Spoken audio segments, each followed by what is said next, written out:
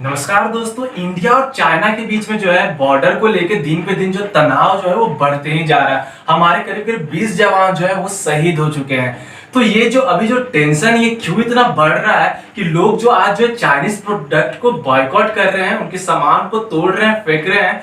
और आइए इस वीडियो में हम इस पूरे रूट कॉज को समझेंगे कि क्या रीजन है इसके पीछे। और ऐसा नहीं है कि ये लड़ाई जो है, ये फाइट जो है सिर्फ इंडिया और चाइना के बीच में ही है। ये फाइट जो है ताइवान के साथ भी चल रही है, जो कि चाइना जो है ताइवान पर बॉर्डर इंट्रूजन कर रहा है। और डिफरेंट कंट्रीज के साथ भी चाइना किसी ना किसी तरह से अनफेयर स्ट्रेटेजीज बना रहा है, जो आज वीडियो में हम शुरू से लेकर एंड तक समझेंगे। तो यहाँ पर जो है हमारा जो लड़ाई है चाइनीज लोगों के साथ नहीं है, क्योंकि उनका कोई कसूर नहीं है। लेकिन जो वहां की जो रूलिंग पार्टी है, जो कम्युनिस्ट पार्टी ऑफ चाइना है, वो आज पूरे चाइना में जो है डिक्टेटरशिप जमाई हुई है। और उनका मानना है कि पूरे दुनिया भर में वो अपना तानाशाह जमाना चाहते हैं। दोस्तों, आपने यूएस और चाइना के बीच में जो है ट्रेड वार के बारे में सुना ही होगा। तो दोस्तों, कोई भी कंट्री दूसरे कंट्री के साथ ट्रेडिंग क्यों करना चाहेगी? ठीक है, तो इसके पीछे 3 रीजन हो सकते हैं। पहला रीजन ये हो सकता है कि अगर किसी कंट्री में कोई प्रोडक्ट या रिसोर्स जो है अवेलेबल नहीं है, तो वो चाहेगा कि अगर कोई कंट्री में वो प्रोडक्ट अवेलेबल है तो क्यों ना मैं उस प्रोडक्ट को अपने कंट्री में लाऊं,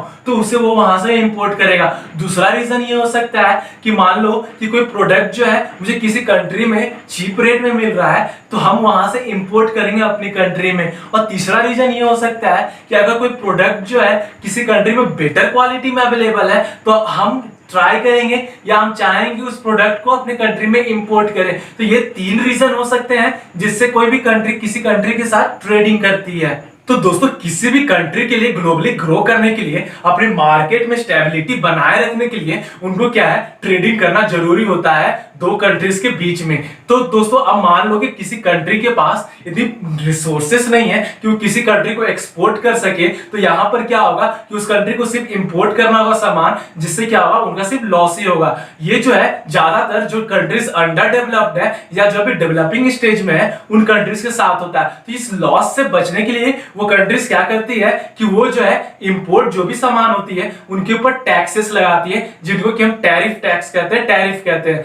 तो इससे क्या होगा, उनकी कंट्री की क्या है, इकोनॉमी भी है जो बनी रहेगी और उन्हें इतनी हैवी लॉस भी नहीं होगी। तो दोस्तों, अगर एक सक्सेसफुल ट्रेड होने के लिए दो कंट्रीज के बीच में, उन कंट्रीज के बीच में कोलैबोरेशन होना बहुत जरूरी है, और ये हर कंट्रीज के बीच में होना बहुत जरूरी है। दोस्तों, चाइना ने 2001 में WTO यानी वर्ल्ड ट्रेड ऑर्गेनाइजेशन को ज्वाइन किया, और उसको ज्वाइन करते वक्त कुछ प्रॉमिसेस थे जो उसने किया कि ये अपने सारे भी टेक्नोलॉजी को लिबरलाइज करेगा, ग्लोबलाइज करेगा, सारे नेशंस के साथ वो कोप अप करेगा। लेकिन ये आज चाइना को 20 साल हो गए हैं WTO ज्वाइन किए हुए, लेकिन उसने बहुत ही लिटिल अमाउंट में खुद को ओपन अप किया है, और WTO के जितने भी रूल्स थे, उनके प्रोटोकॉल्स को इसने मिसयूज किया है, अपने फायदे के लिए यूज किया है। दोस्तों, आप अपने आसपास देख लो, आपको मेड इन चाइना का बहुत सा प्रोडक्ट मिल जाएगा, और ऐसा ऑलमोस्ट हर कंट्रीज में है।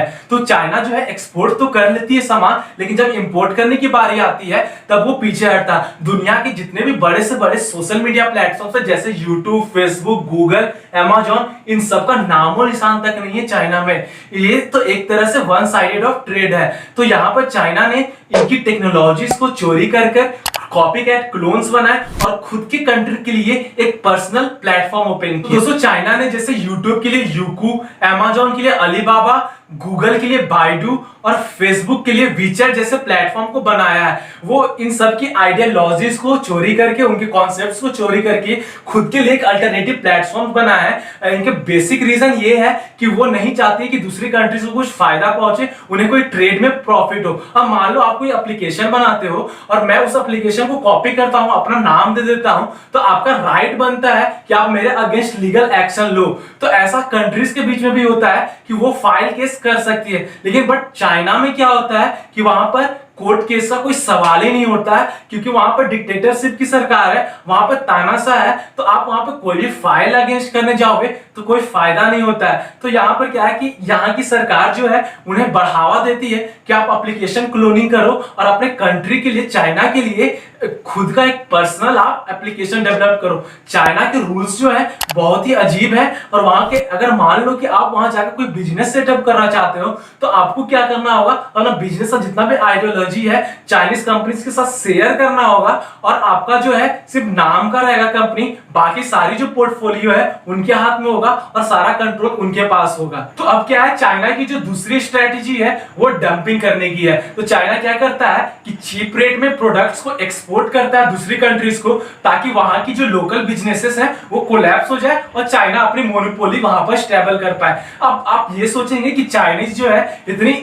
सस्ते सामान कैसे बना लेती है, इसका मेन रीजन है वहां की गवर्नमेंट, जो कि चाइनीज कम्युनिस्ट पार्टी जो है वो क्या करती है कि सब्सिडीज देती है, पैसे देती है वहां की कंपनीज को कि वो चीप रेट में प्रोडक्ट को एक्सपोर्ट करे दूसरी कंट्रीज को, और इससे क्या हो सके कि चाइना की जो है मोनोपोली जो है बनी रहे दूसरी कंट्रीज में। तो चाइना लगभग हर कंट्रीज में डंपिंग करने लगी है। यहाँ इंडिया में हाल में मेडिसिन की डंप हो रही थी, और यहाँ पे ऑस्ट्रेलिया में स्टील की डंपिंग करना शुरू कर दी है। तो इस तरह से यूरोप ने इस डंपिंग को रोकने के लिए उनकी टैरिफ रेट की जो टैक्सेस है उसे बढ़ा दिया, ताकि इस डंपिंग को रोक सके। तो इंडियन गवर्नमेंट को भी ये देखना होगा कि चौकन्ना रहना होगा कि चाइना किन किन चीजों की डंपिंग कर रहा है इंडिया में, ताकि उनके ऊपर टैरिफ टैक्सेस को बढ़ाया जा सके और उस डंपिंग को रोका जा सके। चाइना की जो तीसरी स्ट्रेटेजी रही कि उसने क्या किया कि पुअर कंट्रीज को उसने लोन देना शुरू कर दिया, ताकि वो मैन्युफैक्चर कर सके, वहां पे फैक्ट्री बिल्डअप कर सके, डैम बना सके, हाईवे बना सके। तो चाइनीज वहां पर, चाइनीज कम्युनिस्ट पार्टी जो है वो वहां पर इन्वेस्ट करने लगी, एक तरह से लोन देने लगी, और जब लोन को रिपे करने का बारी आया उन कंट्रीज को तो वो पे नहीं कर पाई। तो चाइना ने उनके ऊपर कैप्चर कर लिया, उन एरियाज को कैप्चर कर लिया और वहां पर अपने मिलिट्री प्रैक्टिसेस अपना रहे हैं। तो ये क्या है, एक डेप्थ ट्रैप जो है चाइना बिल्ड कर रहा है, आप इस मैप में देख सकते हो। यहाँ पे कुल मिला के कंक्लूजन ये आया कि सिर्फ बॉयकॉट चाइना बोल देने से, टीवी तोड़ देने से या खिलौने तोड़ देने से इनके ऊपर कोई इंपैक्ट पड़ने वाला है नहीं, क्योंकि चाइना जो यहाँ पे नेक्स्ट लेवल पे सोच रहा है, वो यहाँ पर डेब्ट ट्रैप में फंसा रहा है, डंपिंग कर रहा है, वो एक तरह से मोनोपोली क्रिएट कर रहा है वर्ल्ड वाइड। अच्छी खबर ये है कि और चाइना जो है ऑस्ट्रेलिया के अगेंस्ट है, यूरोप के अगेंस्ट है, यूएसए में उसने डंपिंग करी, और अफ्रीका भी चाइना के अगेंस्ट है। तो अगर सारी कंट्रीज अगर यूनाइट हो जाए चाइना के अगेंस्ट, तो चाइना की जो मोनोपोली है उसे इजिली टेक डाउन किया जा सकता है, उसे इजिली यहां से बॉयकॉट किया जा सकता है। तो दोस्तों, आपको ये वीडियो कैसा लगा मुझे कमेंट में जरूर बताना, और अगर आप चैनल पर नए हो तो चैनल को जरूर सब्सक्राइब करना। मिलते हैं आपसे अगले वीडियो में, तब तक के लिए बाय बाय।